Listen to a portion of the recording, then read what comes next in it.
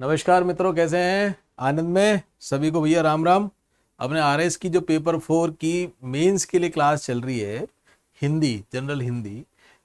अ, इसी क्लास के क्रम में हमने इससे पहले हिंदी व्याकरण और हिंदी की कुछ बेसिक समझ विकसित कर ली थी। उसके पश्चात हमने संधि टॉपिक उठा लिया था, स्वर संधि, व्यंजन संधि हमने देख ली थी। विसर्ग संधि के अब हम मतलब ढलान पर हैं।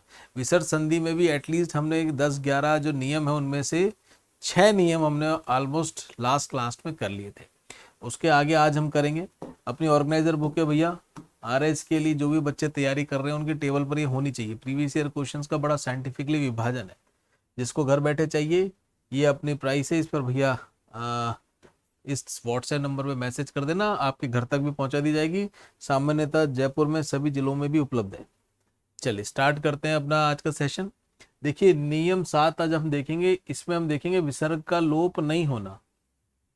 और इससे पहले जो हमने सेशन लिया था उस सेशन में हमने देखा था कि विसर्ग का लोप होना। देखा था ना कि विसर्ग का लोप हो जाएगा। कब हो जाएगा? जब विसर्ग है और विसर्ग के बाद स्वर रहित र आ जाएगा। आपको ध्यान होगा।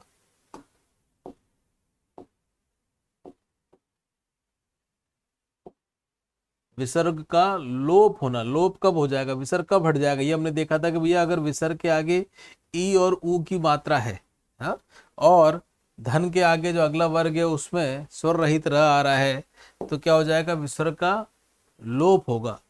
क्या होगा मित्र? विसर्ग का लोप होगा। ये हमने अभ्यास भी किए थे। आज हम देखेंगे विसर्ग का लोप नहीं होना, मतलब कि विसर्ग नहीं हटेगा। हाँ, विसर्ग नहीं हटेगा। क्या नियम है? नियम कहता है कि विसर्ग के आगे यदि अ स्वर आता है और अगले वर्ग में क या प आता है तो लोप नहीं होगा। जैसे फॉर एग्जाम्पल आप देखते हैं, मनः धन कामना। नियम को समझे। ये जो न है ना मित्र, इसमें अ स्वर जुड़ा हुआ होता है। इसका यदि मैं वर्ण विच्छेद करता हूं तो क्या आता है? न धन अ आता है। न धन अ आता है। और ये क्या? विसर्ग के आगे क्या है? अस्वर है। हमारा नियम भी यही कह रहा है, विसर्ग के आगे अस्वर होना चाहिए। उसके बाद कहता है कि अगले वर्ग में क वर्ण मिल रहा है। आपको कौन सा वर्ण मिल रहा है? क मिल रहा है। यदि क और प वर्ण है तो एज इट इज जब हम संधि करेंगे तो यूं कहीं आ जाएगा, विसर्ग का लोप नहीं होगा। जैसे मना कामना है, तो आपको क्या लिखना है? मनः कामना। ऐसे कैसे आ जाएगा? क्लियर? विसर्ग घटाने की या कुछ और अन्य चीज जोड़ने की आवश्यकता नहीं है। चलिए अभ्यास कीजिए फटाफट। इसके अपन करेंगे। अब देखो क्या ये बड़े सरल हैं, लेकिन आपको अभ्यास के लिए ध्यान में आना चाहिए। मैं इसका संधि विच्छेद करता रहूंगा, आपको इसमें ध्यान में आता रहेगा। आप इनका संधि विच्छेद एक बार अपने हाथों से लिखें और नियम को समझें। इसके साथ साथ करिए साहब, अभ्यास कीजिए। कैसे करेंगे? पॉज करना है आपको स्क्रीन को और कॉपी पेन लेके आप बैठ ही रहे होंगे जैसा आपसे अनुरोध रहता है, और आप इसको एक बार अभ्यास कर लीजिए। चलो करें। मन धन क्या आ गया? क वर्ण आ गया। क्या आ गया मित्र? क वर्ण आ गया। मन धन कामना। अध धन पतन। कौन कौन से दो वर्ण होने चाहिए थे? क और प की हमने बात करी थी। प्रातः काल, प्रातः धन,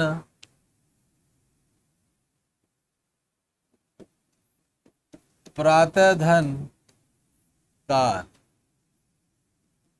वय धन क्रम। ठीक है, ये र आगे आता है, ठीक है ना, कंफ्यूज मत होना। क्रम, रज धन कन, तप धन पूत, अंत धन पुर, अंत धन करण, अंत धन कथा। सारे बड़े प्यारे एग्जाम्पल है। अब आप देखेंगे ना, जो दूसरा आपका वर्ग है उसमें पहला जो वर्ण मिल रहा है वो कौन सा मिल रहा है? क मिल रहा है या फिर प मिल रहा है, जैसे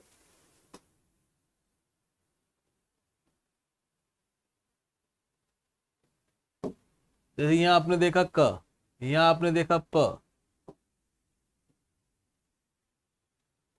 यहाँ पर भी क, क, क, प, प, क, और यहाँ पर भी आपका क।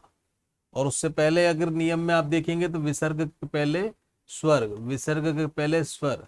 अच्छा, ये अगर मनी होता और फिर आपका होता तो लोप होता क्या? नहीं होता। तो लोप मतलब तो लोप नहीं होता, मतलब लोप होता नहीं होता, वो फिर आगे के नियम में आगे क्या था वो देखते। लेकिन अस्वर होना चाहिए। यहाँ पर कौन सा स्वर था? ई स्वर था, ठीक है ना। और लोप अगर आप देखोगे, हमने देखा था मनी है और आगे आपके क्या आ गया? स्वर रहित र आ गया। जैसे स्वर रहित र आ गया तो क्या हो जाएगा? लोप हो जाएगा। जैसे आपने पहले वाले में देखा था, पहले वाले उदाहरण में देखा था। और उसमें एक बात और आपने क्या देखी थी? आपने देखा था कि जो छोटी ई और छोटा ऊ है वो क्या बन जाता था? बड़ा ई और बड़ा ऊ बन जाता था और विसर्ग का लोप हो जाता था। जैसे आपको ध्यान में ही है, जैसे था नी, धन, रोग, यही था ना। और इसका क्या हो गया था? निरोग। क्यों हो गया था? कि विसर्ग के पहले छोटी ई की मात्रा या छोटी ऊ की मात्रा है और उसके बाद अगले वर्ण में यदि र आता है तो क्या हो जाएगा? विसर्ग का लोप हो जाएगा। और ये जो छोटी ई की मात्रा है ये किस में कन्वर्ट हो जाएगी? ये बड़े ऊ में कन्वर्ट हो जाएगी। ये बड़े ऊ में कन्वर्ट हो जाएगी। स्पष्ट है मेरे मित्रों? चलो अगला देखें, अगला नियम देखते हैं।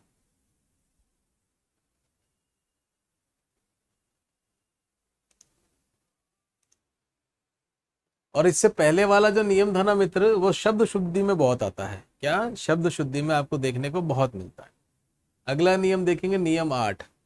क्रय धातु आपको ध्यान में होगी, इससे पहले हमने इसके बारे में चर्चा करी हुई है।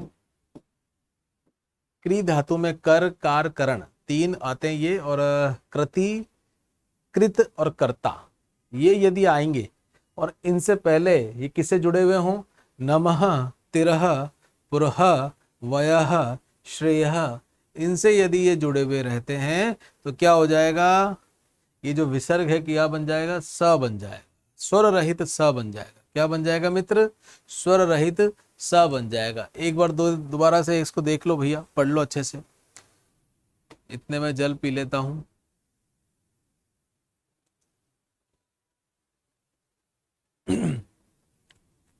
ठीक है, चलो उदाहरण से देखोगे तो आपको समझ में आ जाएगा। नमस्कार, जो आप नमस्कार करते हो ना, वो ह भी जब संधि विच्छेद करोगे तो कैसे बनेगा? नमः धन कार। क्या बनेगा? नमः धन कार। अब देखो, समझो इस बात को। आपको मैंने क्या बोला था? नमः, तिरह, पुरह, वयः और एक था अपना श्रेयः। इनके आगे यदि क्री धातु आपको मिलती है, जैसे कि क्री धातु में कौन कौन सी होगी? कर, कार, करण। कौन कौन सी हो गई? याद कर लो इसको। कर, क में आ की मात्रा कार, कर, कार, करण। और देखो कृत, कृति। तीन तो ये हो गए कृत वाले, कृत, कृति और कर्ता। आपको ये 6 सामान्यता मिलेंगे। ये कहीं पर भी आपको क्री धातु मिलती है और उससे पहले नमः, तिरह, पुरह, वयः और श्रेयः हो तो भैया स हो जाता है विसर्ग का। तो ये क्या हो गया? नम धन कार। ये क्या? नम था और क्री धातु है तो विसर्ग का क्या क्या हो जाएगा? स्वर रहित स हो जाएगा और आपको हम क्या कर देंगे? नमस्कार कर देंगे। चलिए अभ्यास कीजिए फटाफट, आ जाइए। तिरह धन कृत, पुरह धन करण, वय है ना। क देखो, ये वयस्क बहुत अच्छा शब्द है ना। इसी तरह ये पुरस्करण, ये पुरस्करण भी बड़ा अच्छा शब्द है, दोनों ही बड़े प्यारे शब्द हैं। श्रेय धन करण, तो ये क्या बन जाएगा, श्रेयस्करण बन जाएगा। क्लियर है। सारे ही बड़े प्यारे एग्जाम्पल थे। देखो आज हमने फिर 2 और नए नियम देख लिए। कल का जो सेशन रहेगा तो उसमें ऑलमोस्ट अपने विसर्ग संधि पूरी हो जाएगी। आई थिंक 10 या 11 के आसपास नियम है, 10 या 11 के आसपास नियम है। आपके बहुत सारे संताप ठीक हो जाएंगे अगर आप इन लेक्चर्स को ढंग से कर लेंगे तो। अभ्यास करते रहिए और ये नियमों को रटते रहिए।